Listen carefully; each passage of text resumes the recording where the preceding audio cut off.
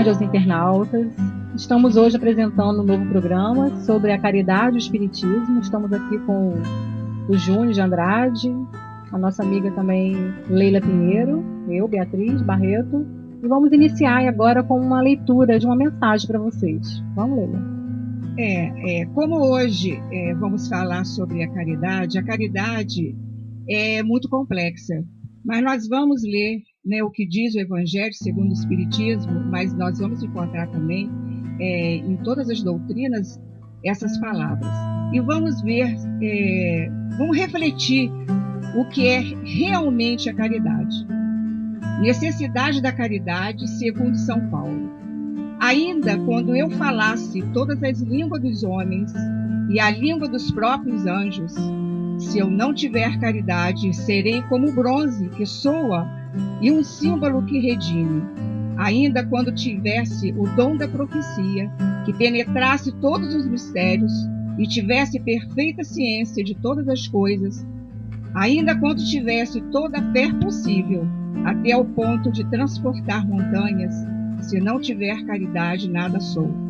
E quando houvesse distribuído os meus bens para alimentar os pobres, e houvesse entregado meu corpo para ser queimado, se não tivesse caridade, tudo isso de nada me serviria. A caridade é paciente, é branda e benfaceja. A caridade não é invejosa, não é temerária, não é precipitada, não se enche de orgulho. Não é desdenhosa, não cuida de seus interesses, não se agasta, não se azeda em coisa alguma. Não suspeita mal, não se rejubila com injustiça, mas se rejubila com a verdade. Tudo suporta, tudo crê, tudo espera e tudo sofre.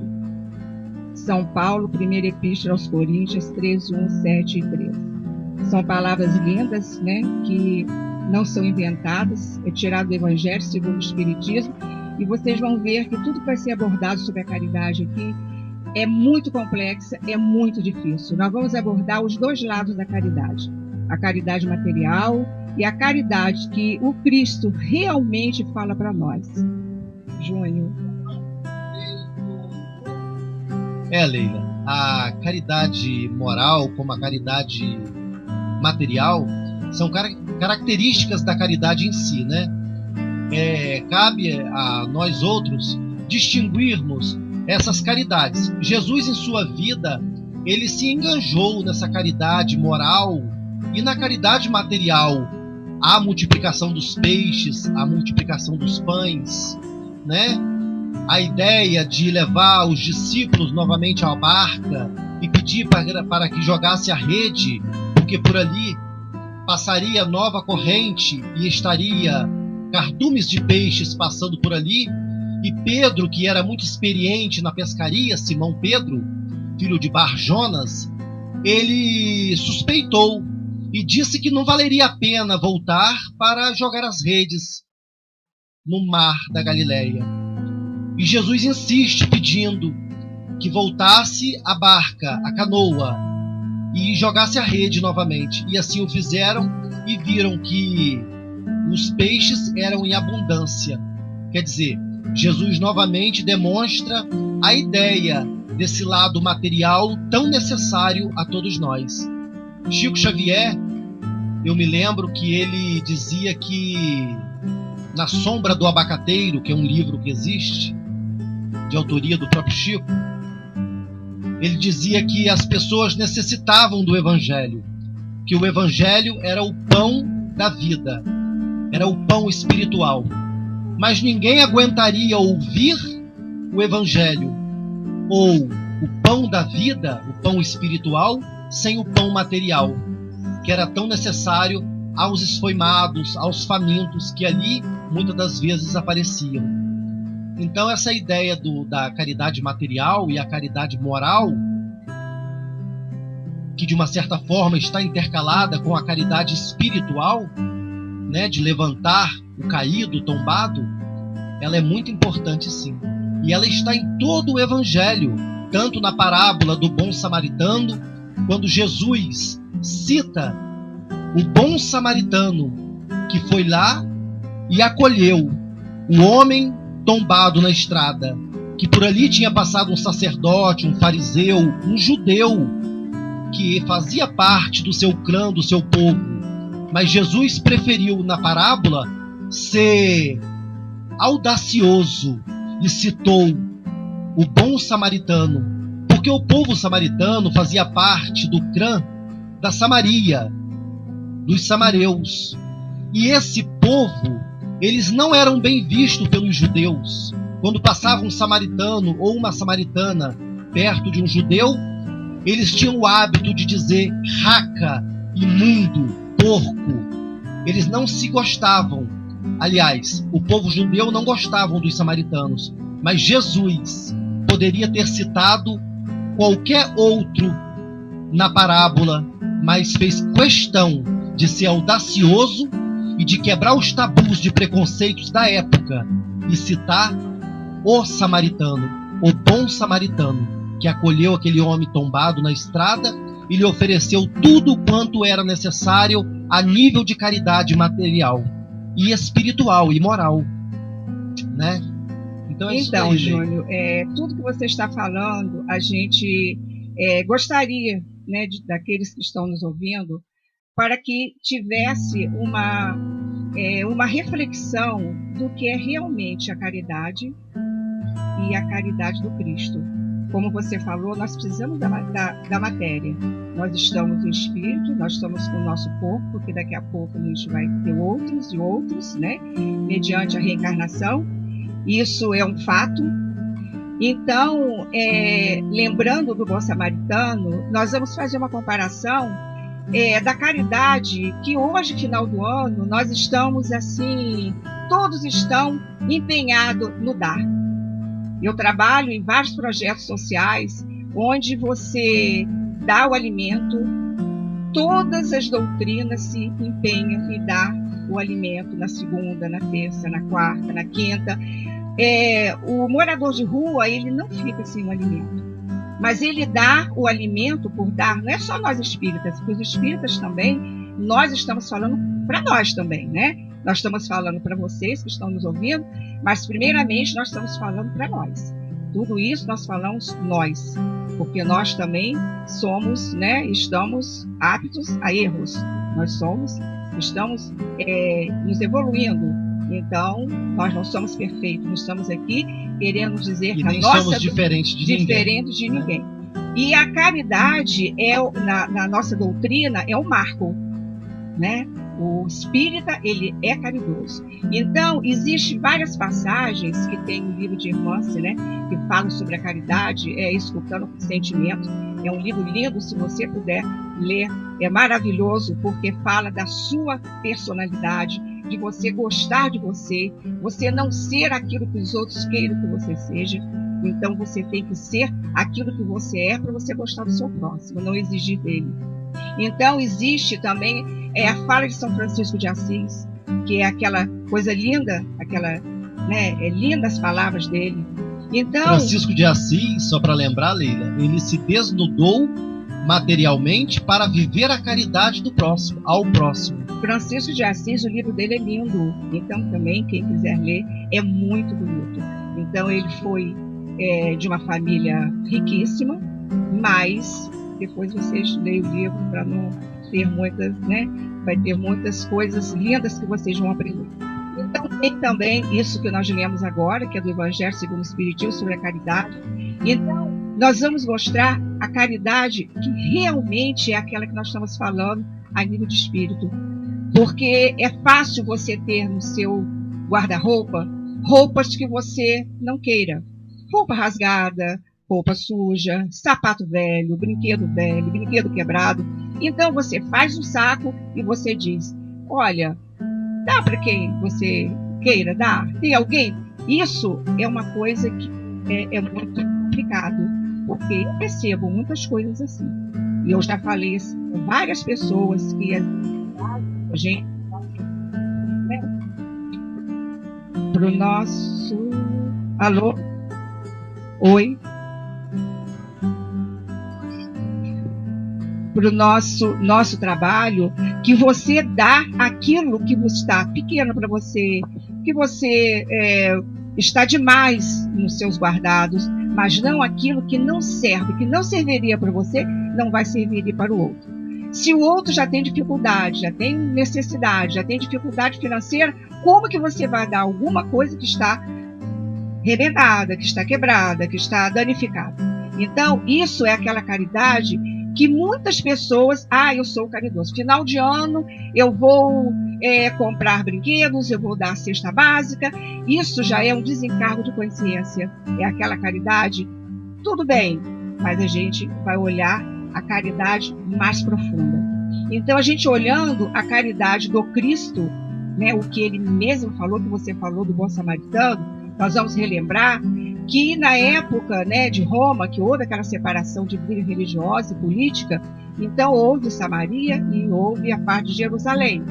Então Jesus saía com os discípulos, né, para pregar, falar sobre a Boa Nova, e um dos discípulos falou: mestre, nós estamos cansados. Vocês lembram dessa passagem, né? Nós estamos cansados. E o mestre, para onde nós vamos? Nós vamos para Samaria. Mas Samaria está muito longe, Jerusalém está mais próximo. Não, nós vamos para Samaria. E eles foram. Quando chega a Samaria, eles pedem, né, para pedir uma hospedagem. E como eles eram judeus, os samaritanos não, aqui nós não hospedamos judeus. E o apóstolo ficou intrigado, mas esse é o Cristo. Como que não vai hospedar o Cristo? E eles: não vamos hospedar, não hospedamos judeus. E Jesus, naquela calma, né, retornou, foi a outro lugar, deitaram no chão, e eles ficaram sem entender nada. E eles retornaram, e quando chega a Jerusalém, um doutor da lei, questionando, né, perguntando a Jesus quem era o seu próximo, como faria para ele ganhar o céu. Então Jesus falou: ama teu próximo como a ti mesmo, não é isso? Então ele falou: quem é o meu próximo? E ele lembra a passagem de Samaria. Houve um homem, aquilo que você falou, estava à beira da estrada, que os ladrões bateram muito, e que passaram 3, o levita, o sacerdote e o samaritano. Todos eles iam para a casa de Deus, tinham um compromisso na casa de Deus, mas não tiveram tempo com aquele irmão que estava caído, ensanguentado. O samaritano desceu do cavalo, olhou, né, ungiu com óleo que ele estava nas mãos, o pegou, levou até, né, algum lugar, pediu que alguém ficasse com ele, deu um dinheiro para que ele tomasse conta, que ele iria ter um compromisso, mas que ao voltar, se tivesse mais algum, né, dinheiro que pudesse ter ficado, né, assim, para dar continuidade àquele tratamento, ele completaria. Então, ele lembrou para o sacerdote essa passagem do samaritano. Então ele falou: qual dos 3 fez a caridade? Foi aquele mas Jesus, foi ele que disse que o senhor não poderia ficar hospedado. Então Jesus fala: esse que é o seu próximo. Então, essa passagem é muito dura, é muito complexa, porque você tem que amar os seus inimigos. Não é você dar beijinhos aos seus inimigos, não é você dar cobertura aos seus inimigos, é você orar por eles para que eles tenham uma evolução, para que eles voltem a ser bons. Se desvencilhar do elo. Da mágoa, né? Da mágoa, do rancor. Porque quando a gente vai até fazer a nossa, né, como vocês também fazem, os trabalhos sociais, que a caridade não é assistencialismo, que a gente depois vai falar em outra ocasião, você faz um trabalho voluntário, mas é aquele trabalho com amor. No livro de Hermance tem uma passagem que Dona Modéstia, né, lá no Socorro, né, num grupo de socorro, que todos nós sabemos, vocês que estão nos ouvindo, quando a gente desencarna, principalmente os suicidas, né, eu vou me matar, eu vou morrer, porque eu vou acabar com a minha vida. E quando chega do outro lado, ele vê que ele continua vivo. eu vou continuar Leila, eu vou continuar com o meu espírito, não vou continuar com esse corpo, mas eu sou eu mesma, nós somos únicos. Então, ela conta que quando ela chegou, ela era uma espírita de 40 anos, uma grande médica, e quando ela chega lá no campo de socorro, no hospital de socorro, ela pergunta, mas para onde vocês vão me levar? Eu vou ficar aqui junto com essas pessoas que estão sofrendo? Ela disse, aqui que a senhora vai ficar. Mas eu fui médium 40 anos, eu fiz a caridade, eu distribuí pão para os pobres, eu me dediquei. Como que eu vou ficar num lugar desse? Eu tenho que ficar num lugar melhor. Então a mentora falou, é aqui que você vai ficar. Sabe por quê? Nada se perdeu da caridade que você fez, mas você não fez por amor. Você, quando ia para distribuir pão para os pobres, não ia por amor. Você achava que você deveria ficar em casa, que deveria ter outras coisas para fazer. Então, aí que eu digo, a caridade ela é muito profunda, porque não é você dar o pão, não é você dar a roupa, não é você ir a um hospital, a um asilo, se você não está ali com o coração. Muitas vezes você vai a um asilo, você vê aqueles velhinhos, você distribui o pão, você distribui o lanche, mas eles estão ali todos distribuídos, querendo que você vá conversar com eles, vá ouvi-lo, vá falar alguma coisa, vai dar um abraço. Então não adianta você ter uma religião, porque toda fé que não sem obra é uma fé morta. Não adianta nós estarmos aqui falando, se quando nós sairmos daqui, alguém precisar de nós, a gente não der atenção. Eu não tenho dinheiro. Eu não tenho dinheiro, não posso fazer uma caridade. Pode. No seu trabalho você pode fazer uma caridade. Se você é um atendente, se você é um faxineiro, então todos que vierem estar com você, você dá uma atenção, você dá um sorriso, isso é uma caridade. É aquela caridade que o Cristo falou. A caridade de dois tipos que nós estávamos falando. A caridade cristã, que envolve todas as doutrinas, é a caridade do coração. Então, e lá no Livro dos Espíritos, né, quando Kardec perguntou, não sei se é a questão 893, né, e quando Kardec faz a pergunta de qual das virtudes é a mais meritória, né, e os Espíritos respondem, né, que é a caridade desinteressada. Aí que a gente tem que ver, né, e o que é caridade, na verdade, né? A caridade, ela tem a caridade moral, né, e a caridade material, né, como a gente está falando, né, no início, que o Júnior explicou. Mas essa caridade moral que a gente tanto fala, né, que é complexa demais, né, que Jesus veio nos falar, e é a gente ter benevolência, né, tratar a bondade com o próximo, né, a gente tem que ter essa bondade, é nosso dever, né, é dever do ser humano tratar o outro bem, ser bom para com ele, né? E a indulgência, que é muito fácil a gente, quando vai avaliar o outro, julgar, né? Fazer o julgamento do comportamento do outro, do que o outro fez. E nós? Primeiro a gente tem que fazer o próprio julgamento, né? É muito fácil. Isso é caridade. Você ser indulgente, né? Para com o outro, para com as imperfeições do outro, né? E nós todos somos imperfeitos. Então a gente tem que ter indulgência, né? No caminhar para com eles. E também, né, o perdão é uma forma de caridade, né? A gente perdoar as ofensas, né? Quando alguém chega e fala algo pra gente, a gente aprender a perdoar, a não se melindrar, né? Não se magoar. Isso é importante, isso é a forma de caridade moral que a gente está falando. Uma verdadeira caridade, né, necessária, né? E vocês sabem que a Liga Espírita agora, ela está com um projeto muito bonito. É um projeto a nível de Brasil. Porque as casas espíritas e até as outras doutrinas também, onde tem jovens, né, que se reúnem, que querem fazer o bem, mas não é só se reunir, ir à igreja, assistir à missa, eu ir, né, à casa espírita, assistir às palestras, é eu ir para a rua, eu ir ver o caído. Eu quero, se ele hoje ele está num papelão, eu vou dar o alimento a ele? Não, eu vou resgatar sua autoestima. Então, a parte social hoje, não governamental, nós temos que trazer para dentro das casas espíritas ou qualquer outras doutrinas. Porque se você vai, por exemplo, dar um alimento, dar uma roupa, você, né, porque cada uma, né, onde eu frequento, eu sou responsável pela saúde, tenho serviço social, tem a doutrinação, tem o lanche, mas nós vamos à casa, nós vamos fazer visita fraterna, o que eles estão precisando. Muitas vezes é um idoso que está sendo maltratado, é uma criança, não tem um documento. Então, tudo isso a gente vai até o poder público, a psicóloga, né, a parte de psicologia, ao serviço social, para que resgate aquela autoestima, que retorne aquelas pessoas para a sociedade.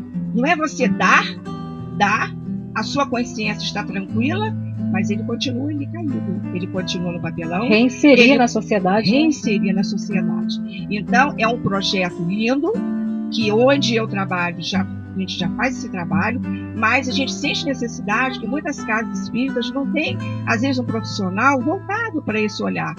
Então, nós estamos fazendo capacitação, a Liga está empenhada, nós temos feito reuniões, nós visitamos agora uma ONG, não sei se vocês conhecem, uma ONG linda que tem em Goitacazes, faz bem, conhece? Lindo o trabalho. E o início daquela ONG foi tudo espírita, foi espíritos que deram o início, que ali deveria ser um local de socorro material.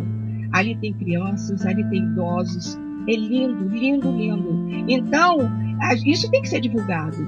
E assim como a parte espírita, eu gostaria também que outras doutrinas também fizessem esse tipo de trabalho, mas não fizesse só no final do ano, fizesse durante o ano todo, porque eles não querem ganhar presente e uma lembrança, um carinho só no final de ano.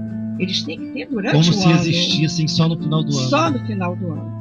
Eu acho que essa caridade é a questão da caridade, a questão da consciência, né? Consciência. Parece espantoso o que eu vou falar, mas não é espantoso, não. Quem realmente é cristão e abraça a causa cristã, e necessariamente quem é espírita, vai entender o que eu vou falar. A caridade apregoada pelo espiritismo, ela deve ser feita, seja material, seja moral, seja espiritual, sem nenhum tipo de barganha, sem nenhum tipo de esperar uma retribuição divina, espiritual ou até mesmo do próximo. Deve ser uma caridade, até porque, se assim não for, ela perde totalmente a sua conotação de caridade. Ela se torna um assistencialismo barato, esdrúxulo. Ela perde totalmente sua ideia de caridade. E quando nós chegaremos ao outro lado, a caridade, talvez, que eu acho, eu fiz tanto aqui, você vai ver, não, você não fez nada, porque você não fez com o coração. Isso. Você quis se aparecer, você quis, o seu passe quis ser o melhor. O presidente da casa espírita queria ser o melhor do que a outra casa espírita. Então, isso tudo é um tipo de caridade que a gente tem que ter muito cuidado. E quando chegar do outro lado, o Evangelho a gente vai cita isso de uma forma mais sucinta, quando se fazia algo para outrem e esperava alguma coisa em troca. E essa alguma coisa em troca vinha. E certa vez, já está narrado no Evangelho do Cristo, que Jesus diz: o seu galardão já foi dado. Isto é, a sua recompensa, o que você esperava, já foi lhe dado.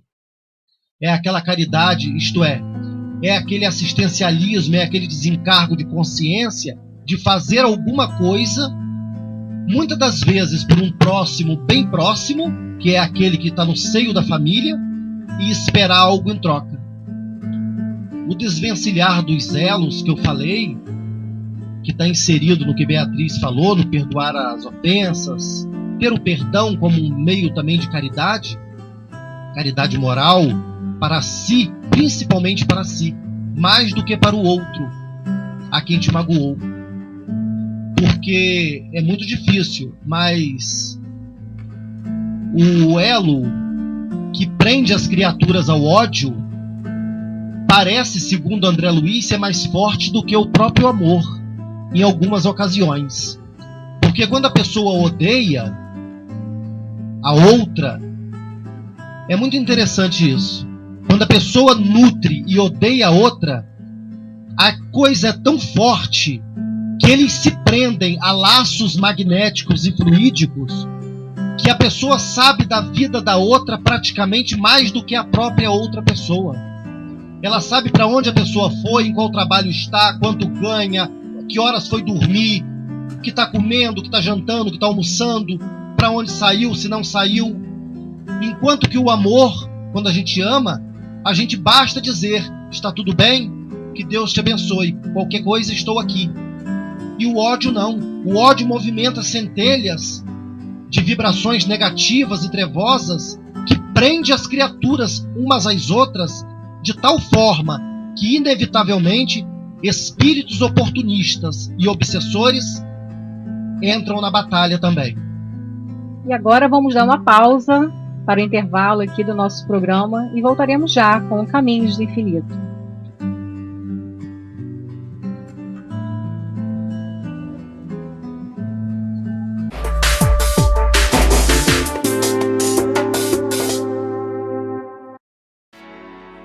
Gente do canal TVB, junto com o programa Sou Dessa, Falo Mesmo, estamos sempre na madrugada, né? Então, para trazer sempre o melhor para você. E com isso, contamos com ele, Lucas Tax. Isso mesmo, conforto, segurança e Wi-Fi.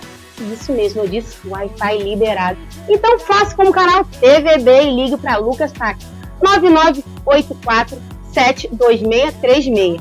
9984-72636. Das 18 às 6 da manhã. Sempre para te servir, Lucas Tax.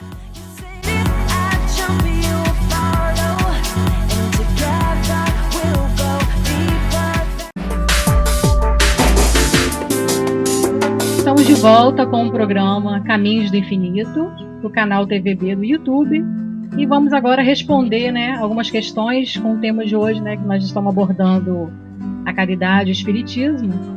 E o Júnior vai responder aqui, né, Júnior? Vai responder o Paulo Vilargo, de Itaperuna, fez uma pergunta aqui, ó. Tenho 24 anos, quero parabenizar a iniciativa desse programa no YouTube. Obrigada. Bem, tenho uma cunhada. É esse que você vai responder, não? Ah, desculpa, gente, ele quer responder o primeiro. Eu acharia que ficaria melhor você...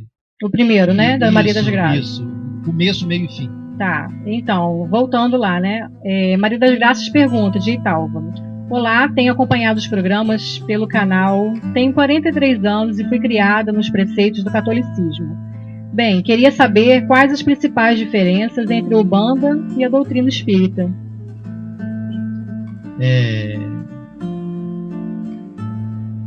A cara Senhora Maria das Graças, de onde? De Italva, né? São doutrinas espiritualistas, como todas as outras o são. Mas a diferença entre Umbanda e Espiritismo, vamos lá.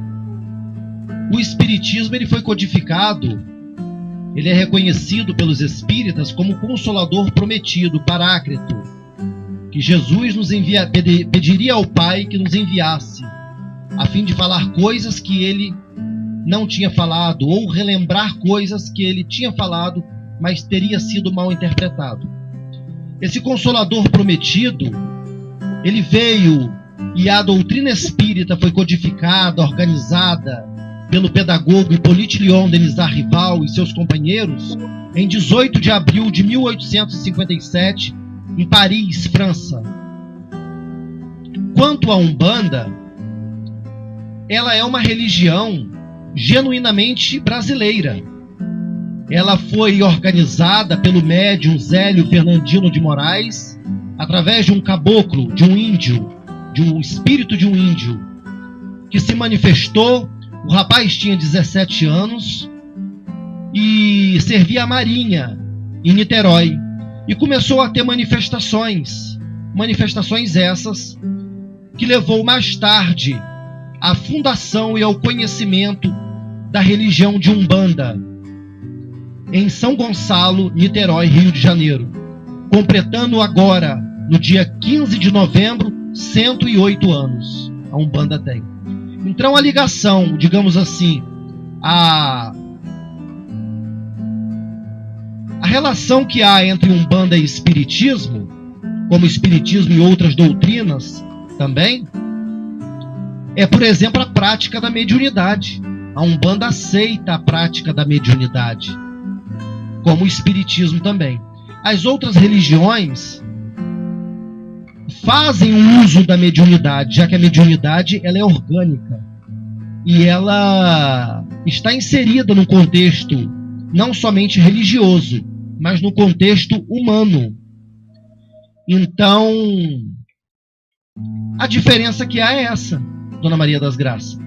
A Umbanda é uma religião com seus conceitos afro-brasileiros, onde cultua os deuses do politeísmo afro-brasileiro, ainda que tenha no sincretismo religioso que ela adotou Oxalá como Jesus Cristo, mas a gente sabe, estudando o africanismo, que Oxalá é uma entidade e Cristo é uma outra pessoa totalmente diferente, mas a correlação que há é apenas na mediunidade, tá bom? São doutrinas totalmente distintas, tá bom?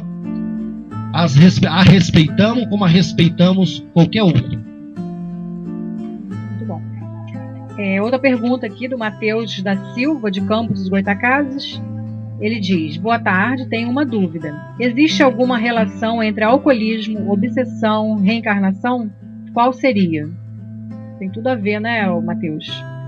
Primeiro que a gente sabe que quando a gente se entrega a um vício, né, no alcoolismo, no exemplo que você deu, a gente acaba entrando em contato, porque a gente está ao tempo todo, né, envolvido com a nuvem dos espíritos, né, nossos amigos, nossos irmãos de outrora, está sempre por aqui ao nosso lado. E quando você entra no vício, aqueles que tinham vício, né, quando viviam aqui, eles vão ter essa necessidade, continuar com essa necessidade, e eles vão sintonizar, né, a você, a pessoa que, né, que vai estar com a questão do álcool, e vai estar sim atrapalhando, né, esse tanto o envolvimento, tanto o desenvolvimento desse irmão que está desencarnado, quanto o seu mesmo, para deixar esse vício, né? Por isso que é importante a gente estar sempre buscando a leitura do Evangelho, buscar uma terapia, buscar um tratamento, todo junto, né? Tem que ter uma união desse tratamento.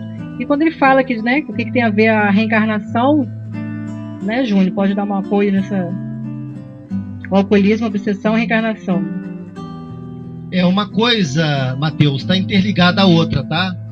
Porque muitas das vezes na reencarnação a gente acaba trazendo inconscientemente para a atualidade as nossas más inclinações, os nossos vícios. Eu me lembro que uma certa feita uma mãe foi procurar Chico Xavier para perguntar por que ela teve um filho, o filho tentou se matar, conseguiu o suicídio. E como que ficaria essa situação? Porque ela, o próximo filho que ela teve, já que era uma mulher nova, foi um menino, uma criança, sem os membros superiores e sem os membros inferiores, isto é, sem as pernas e sem as mãos, apenas com o tronco e a cabeça. E Chico, detalhadamente, sob a companhia de Emmanuel, virou para ela e falou assim: minha irmã, agradeça a Deus a misericórdia que Ele concedeu para esse espírito que vem como seu filho. É o amor de Deus sobre todos nós. Ele já tentou mais de 8 reencarnações, todas as 8 falidas, porque trazia no bojo do seu inconsciente a repetição do suicídio. Ele reencarnava e vinha a má tendência, vinha o impulso do suicídio inconscientemente. Ele procurava um precipício, ele procurava os métodos adequados e se suicidava. Muitas das vezes sem perceber, devido ao impulso inconsciente ser tão forte. A espiritualidade analisou o caso dele, segundo Chico Xavier, e ele reencarnou a fim de que os membros não possibilitassem que a existência fosse falida. A espiritualidade possibilitou uma nova reencarnação para ele, que ele viesse ao plano físico para poder sentir na carne as inovações e as vicissitudes da experiência física para o progresso espiritual, moral e intelectual. E ele, dessa vez, é de forma oportuna dado a ele a reencarnação. Porém, ele nasce, que para nós, aos nossos olhos humanos, parece uma tragédia, parece uma coisa bizarra. Aos olhos de Deus e aos olhos da espiritualidade maior, não. Foi uma misericórdia, foi uma bênção, porque agora ele nascendo sem os membros inferiores e sem os membros superiores, sem as pernas e sem os braços, ele não teria as condições que lhe facultaria um novo suicídio. Ele desencarnou aos 74 anos de idade e não mais se suicidou. Então a gente vai compreender muitas das vezes que aquilo que a gente entende como mal pode ser, sim, um bem mal interpretado. Quando ele fala em obsessão, alcoolismo, Deus deixou aqui todas as condições, né, para que nós pudéssemos cuidar do nosso corpo. Então ele tem que procurar, né, um local acessível para o tratamento. Nem tudo é obsessão, né, porque muitas vezes espíritos chegam, né, nas reuniões de desobsessão, ele dizendo que quem está sendo obsediado é ele, não é o outro encarnado. Então a obsessão não pode ser também generalizada. Banalizada, né, Lê? Banalizada, vulgarizada. Isso, né? Uma coisa muito séria. Muito séria, porque quando às vezes eu olho os jovens, né, quando saem, tive 3 filhos homens, né, então eu sempre falava dos locais que eles deveriam ir, porque existem espíritos que são zombadeiros, são espíritos que estão ali, então eles não têm mais o corpo, mas eles querem beber, eles querem fumar, então eles acoplam daqueles corpos para quê? Para que eles fumem, para que eles bebam, e da bebida, da droga, vai tornando aquela violência que hoje está, né, alastrando a nossa sociedade. Então, tudo isso que ele está falando tem jeito, sim. Procurar profissionais, procurar uma doutrina. A oração é o melhor remédio. Não importa que seja doutrina espírita, qualquer outra, católica, né, evangélica, mas que tenha um senso religioso, que tenha Cristo, né, que possa dar um suporte. Então, tudo isso... Que tem, acima de tudo, também um senso ético, né? O senso ético. Então, tudo isso, porque... Não, é uma doença. O alcoolismo, ele é uma doença. Então, tem que ser tratado como uma patologia e que tem profissionais, multiprofissionais, né, que estão envolvidos para que aquela pessoa tenha, né, uma cura. Estamos finalizando agora o programa Caminhos do Infinito e do canal TVB no YouTube. E quero convidar vocês, internauta, que todo sábado à tarde nós teremos nosso programa. Assistam.